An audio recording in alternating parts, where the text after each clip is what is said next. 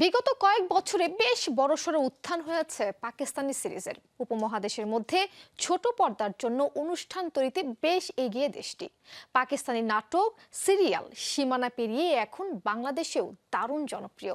বর্তমানে ইউটিউব ট্রেন্ডের শীর্ষে রয়েছে ওয়েব সিরিজ মিমসে মোহাব্বত, আর সেখানে মুখ্য চরিত্রে অভিনয় করে দর্শক প্রিয়তা পেয়েছেন এ প্রজন্মের অভিনেত্রী দানানির মবিন। নতুন করে প্রেম আর বিয়ের গুঞ্জন নিয়ে ফের আলোচনায় তিনি। কাকে বিয়ে করছেন পাকিস্তানি এই জেনজি তারকা?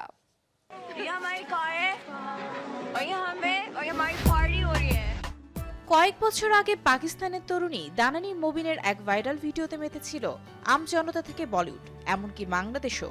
মাত্র ১৯ বছর বয়সেই ভাইরাল ফেম উপভোগ করেছিলেন দাদানি। তারপর আর পেছন ফিরে তাকাতে হয়নি। একের পর এক সুযোগ এসেছে তার ঝুলিতে।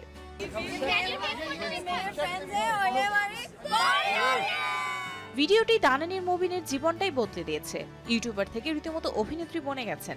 পাকিস্তানের হালের তরুণ তারকাদের একজন হিসেবে বিবেচনা করা হয় দানানিরকে। বর্তমানে পাকিস্তানের ট্রেন্ডিং ড্রামা মিমসে মোহাব্বতে অভিনয় করতে দেখা যাচ্ছে তাকে।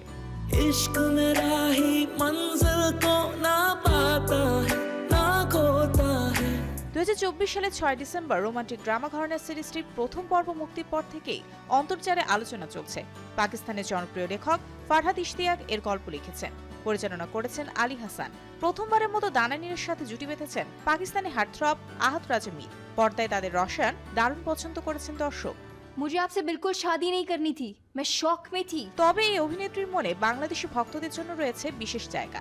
কিছুদিন আগে যমুনা টেলিভিশনের শোবিজ টুনাইটে প্রচারিত পাকিস্তানি ড্রামার খবর নিজে ইনস্টাগ্রাম স্টোরিতে শেয়ার করেন তিনি, যেখানে উল্লেখ করেন যে বাংলাদেশি ভক্তদের জন্য তার রয়েছে অগাধ ভালোবাসা।